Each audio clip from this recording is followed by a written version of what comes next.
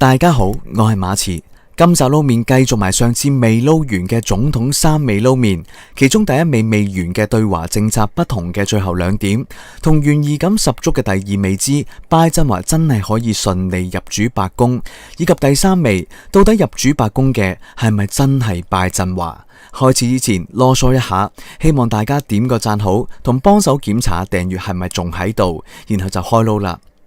今日開篇嘅第3點，對華政策不同之處，其實就係修補翻建國 BB 搞禍嘅攤檔，而呢個唔同，主要就係要恢復盟友關係同國際領導力。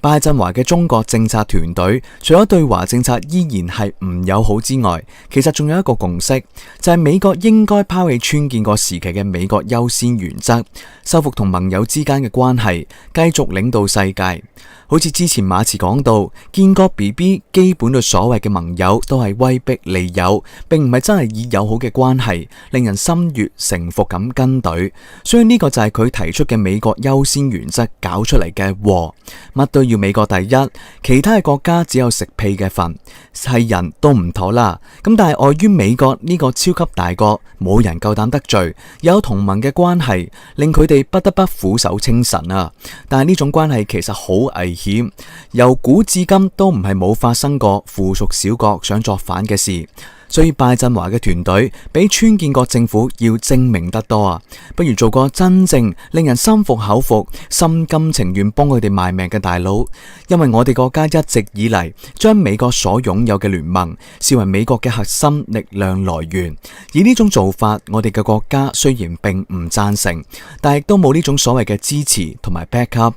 所以如果繼續以建國呢種美國優先嘅態度同盟國相處，無疑就削弱咗美國嘅聯盟力量，尤其喺亞洲。而呢一點對我哋嘅國家就非常之有利。所以呢個亦都係我哋國家上下一致嘅希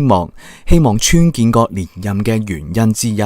國家通過多年嘅努力，喺國際組織入邊亦都不斷咁提升緊自己嘅領導地位，無形中就削弱咗美國喺呢啲組織入邊嘅地位。由川建國領導嘅美國自行放棄呢啲領導地位，為我哋國家嘅崛起可以話係助力不少噶。但係拜登華嘅中國政策團隊就認為啦，包括世衛組織在內嘅國際組織雖然具有缺陷，仍需改革，但係美國要做嘅並唔係退出，而係繼續加強喺呢啲組織入邊嘅領導地位，從而主導改革，確保改革嘅方向符合美國利益。所以講到呢度啦，亦都係馬前一直都講嘅，拜登華政府要比川建國政府難應付得多啊。所以唔好睇拜登華慈眉善目，其實暗地裏佢不過就係一個偽君子，基於嘅亦都係呢啲依據。所以可見未來，當拜登華真正入主白宮之後，所有退群嘅組織都會慢慢加入翻。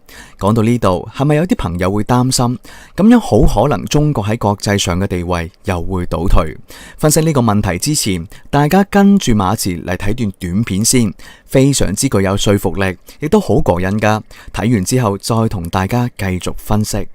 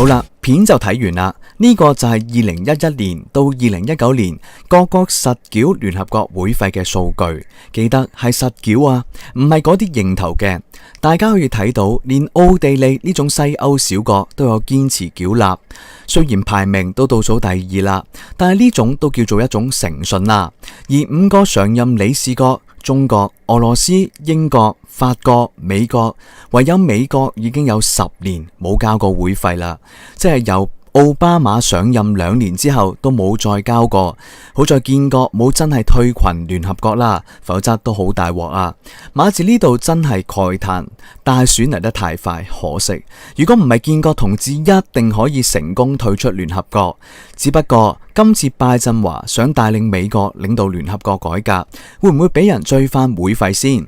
一個爭聯合國大筆會費嘅國家，有冇可能成為帶領聯合國改革嘅國家呢？呢個值得商榷。首先，呢個國家嘅誠信就有問題，要建立翻呢種誠信，起碼繳納翻咁多年嘅會費先啦。其次，聯合國會費其實係一種指標嚟噶，只有財大氣粗嘅，並且經濟穩步發展嘅國家，先至可以成為繳款第一。好似美國咁，馬茨估計佢哋都唔係唔想交嘅，無奈只能夠靠印銀紙同無限嘅量化寬鬆嘅國家，國債已經達到去超過27萬億美元嘅規模，一個月嘅赤字達到去2000多億美金嘅國家，應該冇錢交會費啦。所以重點嚟啦，美國會慢慢走向呢個債務泥沼，而我哋國家正正相反。雖然受到疫情嘅影響，唔敢講增速，但係平穩發展係肯定噶。尤其疫情喺世界各地再次爆發嘅時候，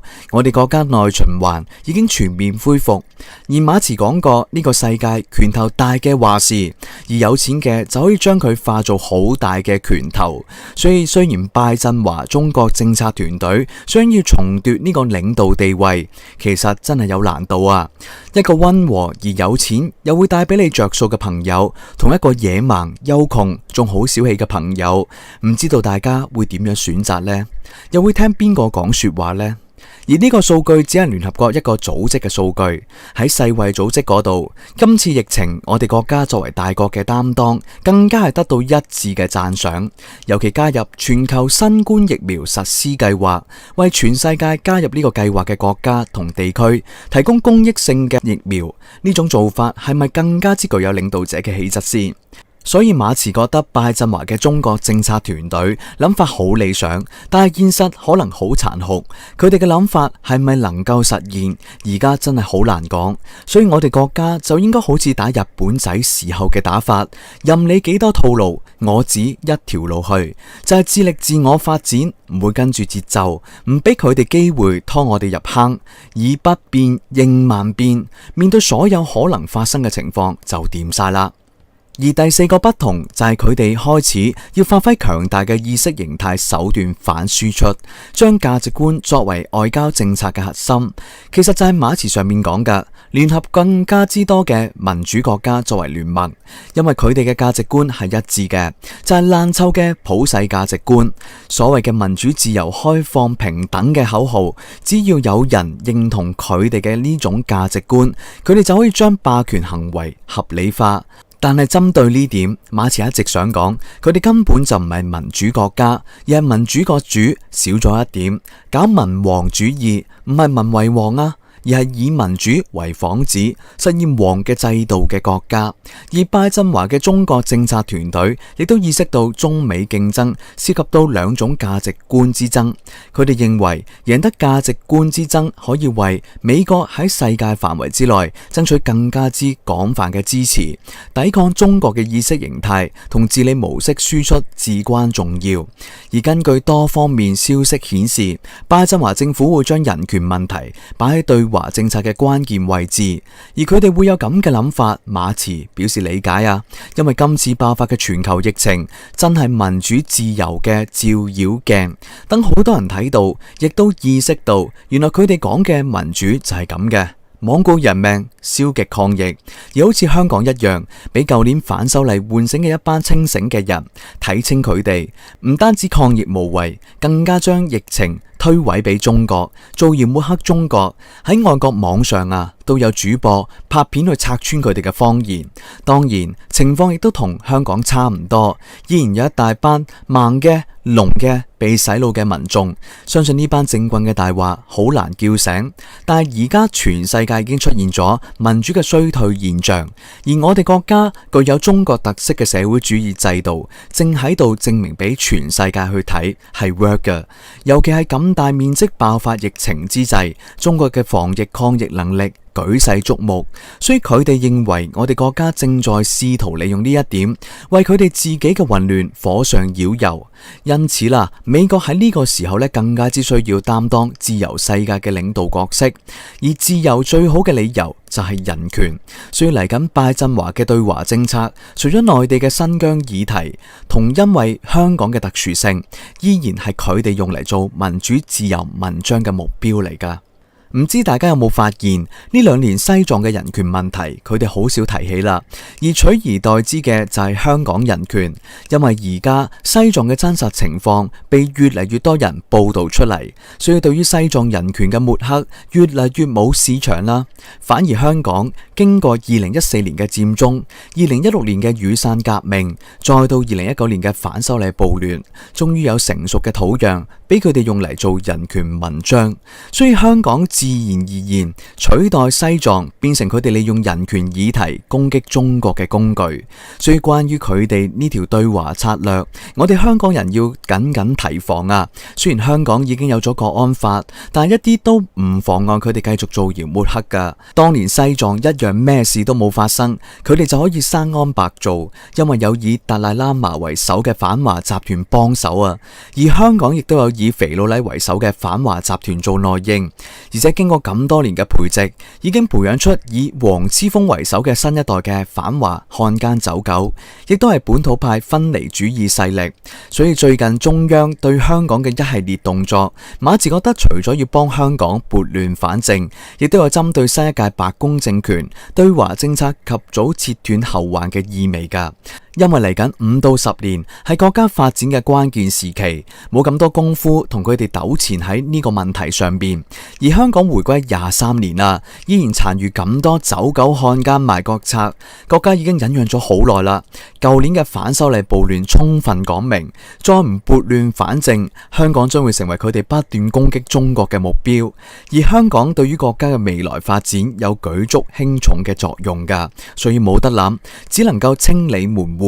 要好似粉碎西藏人權謠言咁，將香港呢批反中亂港嘅分離主義勢力徹底消滅。所以大家亦都睇到，而家佢哋可以講已經冇一兵一卒，極端分離主義分子唔係被拉就係走佬，而剩翻嘅走狗內應已經失去咗可以作為領導人物嘅位置，就好似達賴一樣，失去宗教嘅領袖嘅號召力，亦都慢慢失去所謂嘅公信力。香港嘅呢班議員同樣道理，佢哋亦都會慢慢暴露出佢哋反中亂港嘅真實面目。所以到最後，馬自預期美國喺香港係冇牌可打，冇牌可打亦都代表住冇黑金輸送。至於而家班走狗仲呼籲街頭見，馬自覺得只不過佢哋想食埋最後嘅人血饅頭。大家諗諗，舊年嘅時候佢哋除咗搞各種名目嘅基金之外，有冇發起咁多嘅眾籌先？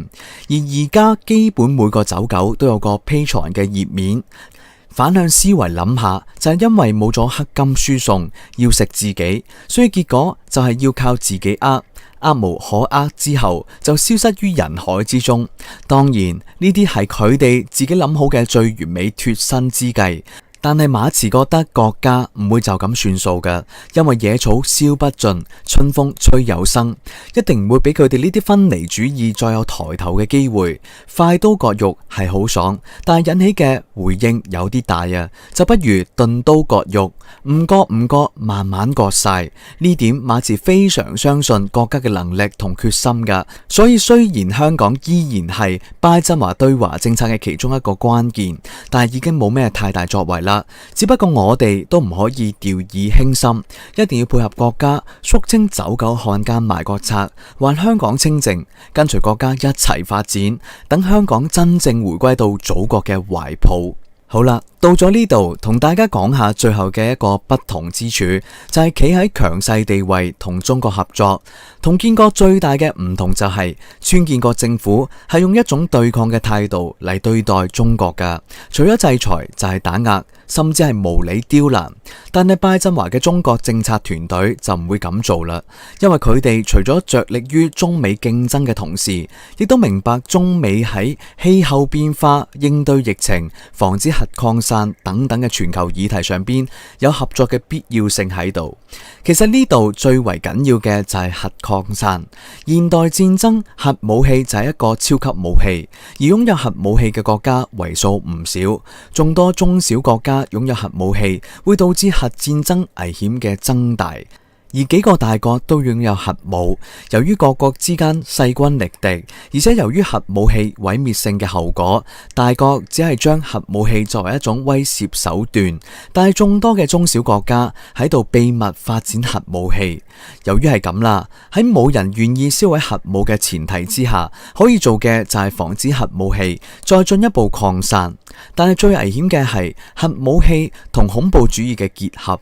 實際上近年嚟，大規模嘅恐怖襲擊基本上都係喺伊拉克、印度、印尼、巴基斯坦、阿富汗、突尼斯等第三世界嘅國家發生㗎。如果恐怖分子獲得核武器，佢哋會毫不猶豫用於實戰，所以到時美國利益係咪受損好難講。而周邊地區或者更多國家擁有核武，本身對於美國就係一種威脅，所以美國好有必要拉埋中國去制衡更加之多嘅中小國家核武器嘅發展。所以講嚟講去都係美國自身嘅利益。如果話美國已經有技術完全抵禦核彈嘅攻擊，馬茨好相信佢哋會大力支持其他國家發展核武器，甚至支持佢哋有核武。而呢種合作如果喺建國政府肯定唔會出現，因為佢哋嘅單邊主義政策。其實以上講嘅各種弊端對中國嚟講同樣係威脅。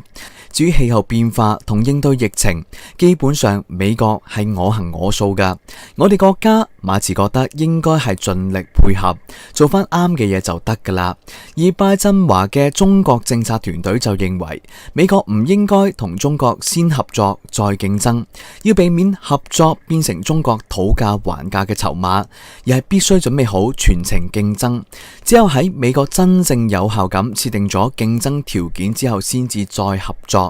就好似美國一貫以單邊協定作為同各個國家合作嘅條件，以後唔會有人再同佢哋玩。所以呢個唔同喺馬茨睇嚟，拜振華嘅中國政策團隊仲未睇清楚世界嘅現狀，依然係以美國優先為原則。所以對於呢一點，我哋國家都不足為懼啊。而我哋國家啱啱簽訂咗 RCEP， 同之前嘅一帶一路都係以共贏為原則，所以呢點唔同。馬茨認為將會將美國帶入死路，除非佢哋重新審視世界規則，融入世界潮流，否則佢哋冇任何聯盟資本同我哋中國競爭噶。結果就係5至10年之後，我哋國家將會全面超越佢哋。好啦，關於拜登入主白宮之後對華政策嘅7個可能性，就同大家分析到呢度。而總括嚟講，每屆美國總統新上任之後，都會同中國先建立良好嘅關係。就係好似川建國，2017年佢仲滿心歡喜咁訪華，翻到去之後，2018年就開始咗中美貿易戰，而到咗大選前夕，更加之反轉豬肚就係屎。所以呢啲就係套路，一步步都有跡可尋噶。所以拜登亦都唔會係例外，尤其而家美國處於內憂外患嘅境地，佢哋更加之需要顧掂國內嘅情況。所以馬茨覺得，起碼最快都要1年，美國先會同中國過唔去，而呢個時間仲係建立喺佢哋嘅經濟有起色、疫情可以控制嘅前提之下添。否則呢4年，拜振華同志都唔會好得閒噶啦。當然小動作不斷就梗噶啦，但係嗰啲已經不足以撼動我哋國家前進嘅步伐。所以馬茨預期中美關係就係表面客氣，後面暗湧，發展趨勢就係我哋努力向前，佢哋用力倒退。呢個應該就係外界一直講嘅世界格局大洗牌嘅關鍵幾年啊！好啦，總統3味撈麵嘅第1味7絕撈就全部撈晒啦。時長關係，希望大家可以聽得輕鬆啲，所以懸疑內容嘅第2味拜振華係咪可以成功入主白宮，同埋第3味拜振華係咪真正白宮揸 fit 人嘅，就留翻下一節再撈過啦。敬請大家繼續收睇。最後呼籲點讚、訂閱、分享，檢查有冇退訂，歡迎加入會員，素質5年一下。中意 Facebook 嘅朋友可以 follow 馬刺嘅專頁同群組，有好玩嘅嘢可以同大家分享，大家可以一齊開心下。所有相關連結都放喺節目簡介嗰度。多謝晒大家嘅時間同支持，我哋下次再見啦，拜拜。